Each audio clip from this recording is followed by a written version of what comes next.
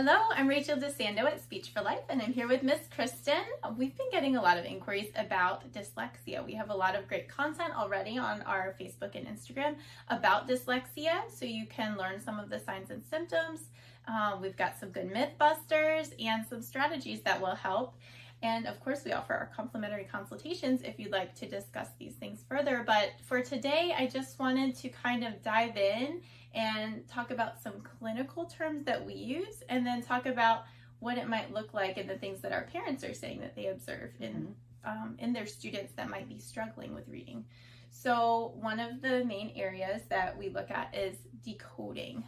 So Ms. Kristen, can you tell us a little bit about if we know a child is having difficulty decoding, what it looks like to the parent? Sure. A lot of the time, if you're reading with your child or they are doing some homework with you, they might be sounding out each individual sound and having a hard time figuring out what sound is saying what, especially with different vowels and long vowels, short vowels, things like that.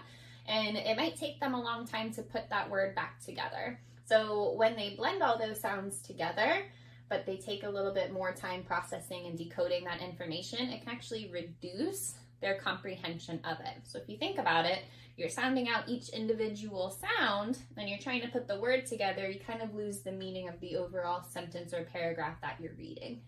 Exactly, and you hit on a couple other points that we could talk about, which is phonological awareness, which is how they're blending those sounds together or even breaking the words apart. For example, a lot of the parents say that their child will guess the really long words, and they say, is my child lazy because they're guessing the end of every word?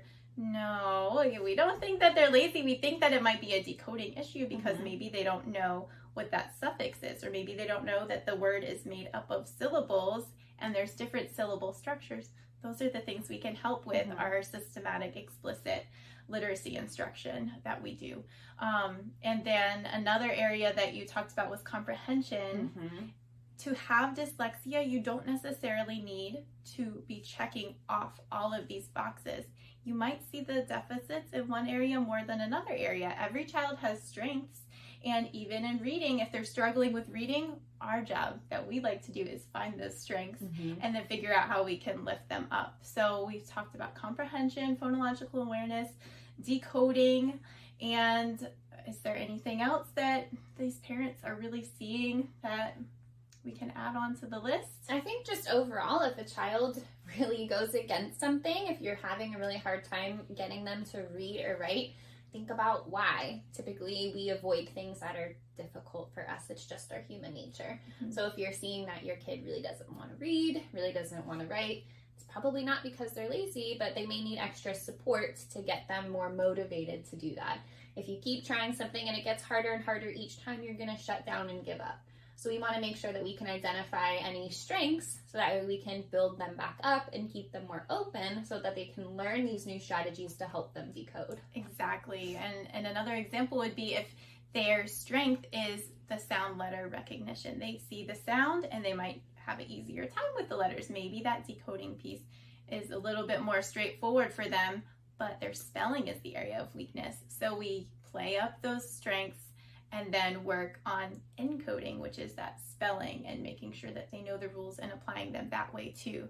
So we help them get all of the information from the paper in, and then all of the ideas that they have in their head down onto the paper too. And it's important to recognize, I think people think of reading with dyslexia, but not necessarily writing and spelling, and they build off of each other. For sure. Language is just so complex. So when you suspect your child has dyslexia or any reading or writing difficulties, it can really play an issue in their foundation. So we want to make sure that they have a nice, sturdy foundation that we can help support them as they grow and learn. Exactly. And we like to support you, the parents, as well, so you know how to help them at home when they're struggling and give you motivational ideas, and just we take the pressure off by offering the therapy services and doing these therapy interventions. You don't have to be the teacher. You can be part of the journey, but we take that pressure off. As a parent, it's hard. It's hard to be the parent and the teacher. So let us help you be the teacher, and we'll give you all the strategies that you need to succeed. So schedule your complimentary consult today.